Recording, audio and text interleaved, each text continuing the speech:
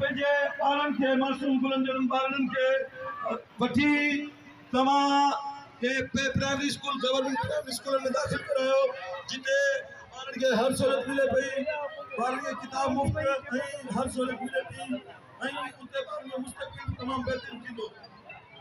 Education officer जनाब अब्दुल गफूर किताबी पारां इन चंबुर जी हल्के जी आवाम के पैगाम है त पंहिंजे मासूम गुलनि ॿारनि खे सरकारी स्कूलनि में दाख़िल करायो जिथे तव्हांखे किताब फ्री मिलनि था। बिस्मिल्लाह रहमान रहीम।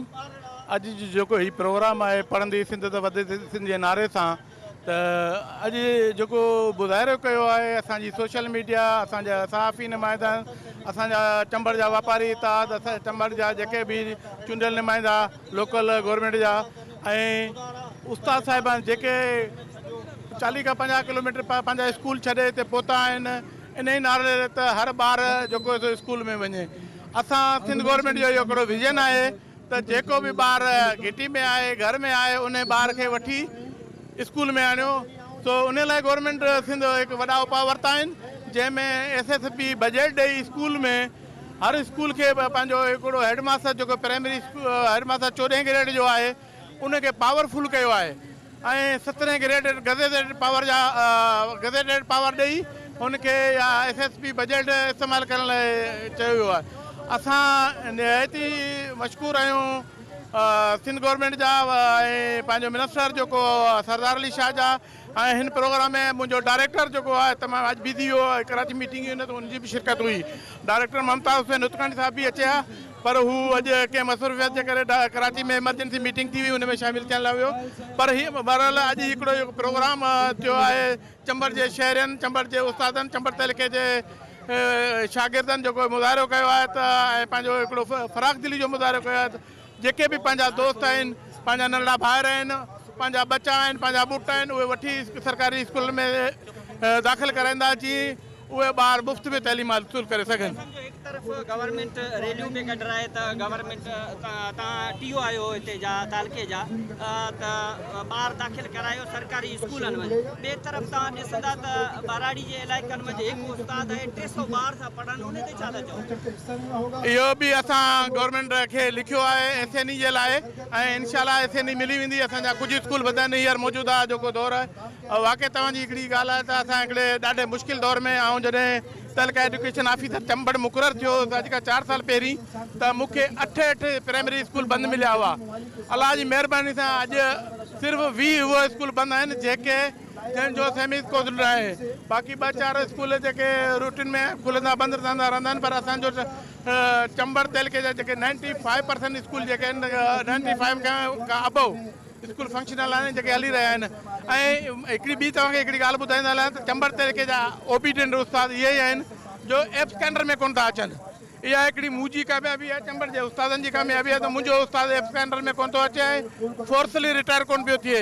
इहा बि चंबड़ जे शागिर्दनि खे ऐं मुबारक थो ॾियां तव्हां वटि अहिड़ा उस्ताद मिलिया। जी हा, अॼु जो ही कदम जेको पंहिंजो तालका चंबड़ जे TO साईं अब्दुल गफूर पिताबी साहब जो हिकिड़ो बहितरीनु अमल आहे, वाक जेका आहे ऐं जागरता मुहिम आहे जंहिंमें पढ़ंदे सिंध ऐं वधंदे सिंध जे हवाले सां जेका सिंध सरकार जी पॉलिसी बि आहे त वधि में वधि माण्हुनि खे आगाह करियो ऐं उन्हनि में या जागरता मुहिम हलायो त ॿार जेके आहिनि उहे स्कूलनि ताईं पहुचनि ऐं इहो ई इन अॼोकी रैली जो मक़सदु आहे।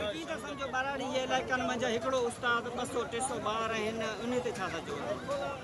बिल्कुलु सही, इहे शयूं त आहिनि ज़ाहिर आहे ऐं असां कहिड़े मुल्क में रहूं था, हीउ को पैरसिया जो तरक़ी याफ़्ता मुल्क कोन्हे ऐं हिते आबादी जेका तमामु तेज़ी सां वधी रही आहे ऐं उनजो इंफ्रास्ट्रक्चर एतिरो वधीक न आहे। असां अञा पुराणी सिस्टम में रहूं पिया। हींअर बि सिंध गवर्नमेंट तक़रीबन कल 4 ॾींहं खां 200 नवां स्कूल जेके थे उहे क़ाइमु कया आहिनि ऐं तव्हां अंदाज़ो लॻायो त हिते 34,000 जेके थे स्कूल सिंध गवर्नमेंट जा कमु करे रहिया आहिनि ऐं उन्हनि में ॿार पढ़नि था।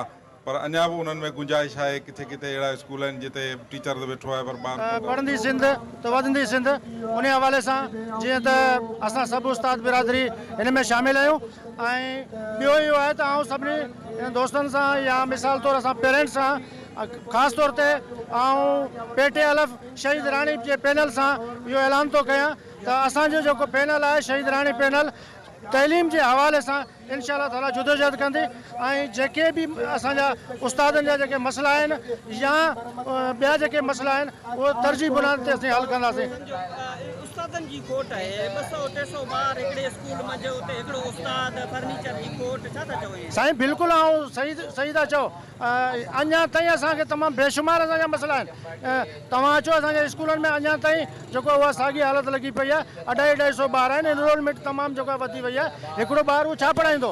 तव्हां उन्हनि उस्तादनि सां बि मसइला आहिनि ऐं गवर्नमेंट खे बि अपील थो कयां जीअं त असां जेको पेटे हलफ़ आहे असां इन प्लेटफॉर्म तां इहे जेके उस्तादनि जा मसइला आहिनि इंशाअल्लाह ताला उन्हनि खे बि असीं हाईलाइट कंदासीं। तालके चंबड़ जे बाराड़ी जा जेके स्कूल आहिनि उते तमामु हालत तंग आहे। उते 300-400 ॿार आहिनि, हिकु या ॿ उस्ताद पढ़ाइनि था, बिल्डिंग डैमेज आहिनि, किताबनि जी शार्टेज आहे। छा था चओ तव्हां?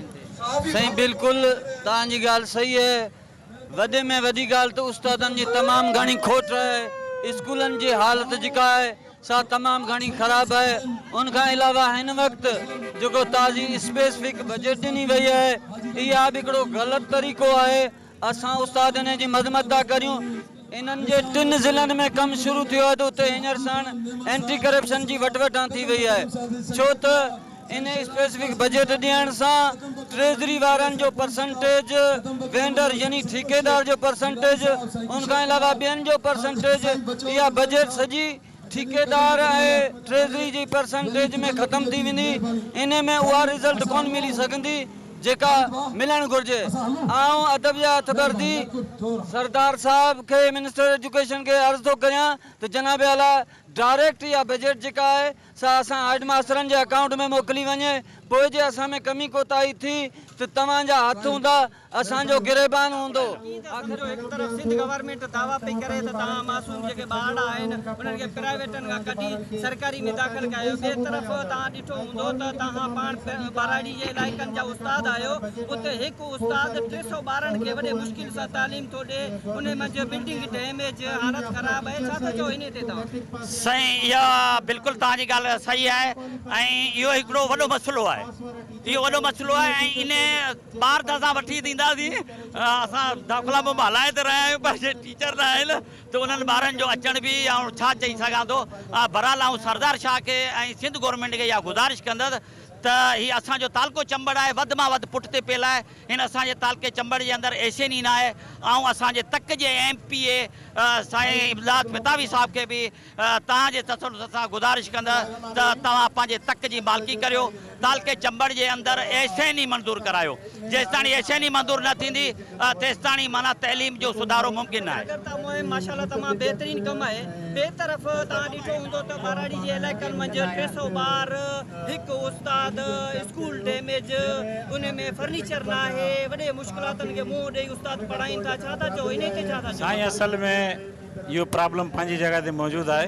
उस्ताद हिकिड़ो आहे, 150 पोणा 200 ॿार आहिनि, लेकिन असां पंहिंजी तरफ़ पूरी कोशिशि करियूं था ऐं गवर्नमेंट खे बि अपील करियूं था त उस्तादनि जी एसियन वधायूं वञनि ऐं जेको आहे उन हिसाब सां तालीम इनशाला बहितर थी वेंदी। कुझु बजट्स हींअर आया आहिनि इनशाला स्कूलनि जी बहितरी। जी बिल्कुलु फिदा भाई जी तव्हां इहा ॻाल्हि की असां इन्हनि मुश्किलातुनि जे बावजूदि पंहिंजूं ड्यूटियूं सर अंजाम ॾेई रहिया आहियूं ऐं उते तव्हां घणेई भेरा विज़िट कया आहिनि। तव्हां असां वटि शयूं ॾिठियूं आहिनि। असांजी बिल्डिंग ज़बून हालत में आहे, असां वटि फर्नीचर जी खोट आहे, असां वटि उस्तादनि जी बि खोट आहे। पर उन जे बावजूदि बि असांजा उस्ताद, असां ऐं सिंध गवर्नमेंट इहो हिकिड़ो इनिशिएटिव वठूं पिया ऐं आहिस्ता आहिस्ता पंहिंजूं जेके बि शयूं आहिनि उन्हनि खे इम्प्रूव करण जी कोशिशि जारी रखी आहे। ऐं जीअं अधु ॻाल्हि कई त असां पाण पंहिंजे इदारनि खे जेसीं ताईं ऑन कोन कंदासीं, असां पाण पंहिंजे इदारनि जी मालिकी कोन कंदासीं, तेसीं ताईं असां पंहिंजे इदारनि खे सुधारे नथा सघूं। जीअं ॾिसो अधु ॻाल्हि कई त असां पंहिंजा ॿार पहिरीं फुर्सत में इहो चाहींदा आहियूं त असां प्राइवेट इदारनि में दाख़िला करायूं त जीअं असांजा ॿार पढ़ी सघनि।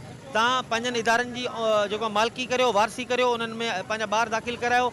उते अची करे तव्हां ॾिसो जेके हाईली जेके क्वालिफाइड टीचर्स आहिनि, ऐं पंहिंजी नथो ॻाल्हि कयां मूं समेत जेके बि IBA पास टीचर आहिनि या उन खां अलावा जेके असांजा सीनियर NTS पास उस्ताद आहिनि, उहे बि हाईली क्वालिफाइड टीचर आहिनि जेके पंहिंजूं ड्यूटियूं सर अंजाम ॾेई रहिया आहिनि। ऐं उन खां अलावा सिंध गवर्नमेंट हिकिड़ो नओं जेको आहे इनिशिएटिव वरितो आहे, जेको SSB बजट जे थ्रू उस्तादनि खे डायरेक्ट अथोराइज़ कयो आहे त हू पंहिंजे बजट खे यूटिलाइज़ कनि। उनजा पाण हू वारिस आहिनि, उहे बजट पंहिंजे स्कूल ते मरम्मत तौरु, फर्नीचर तौरु, लाइटिंग तौरु या उन जी जेकी बि रिपेयरिंग आहे उहो पाण करे सघे।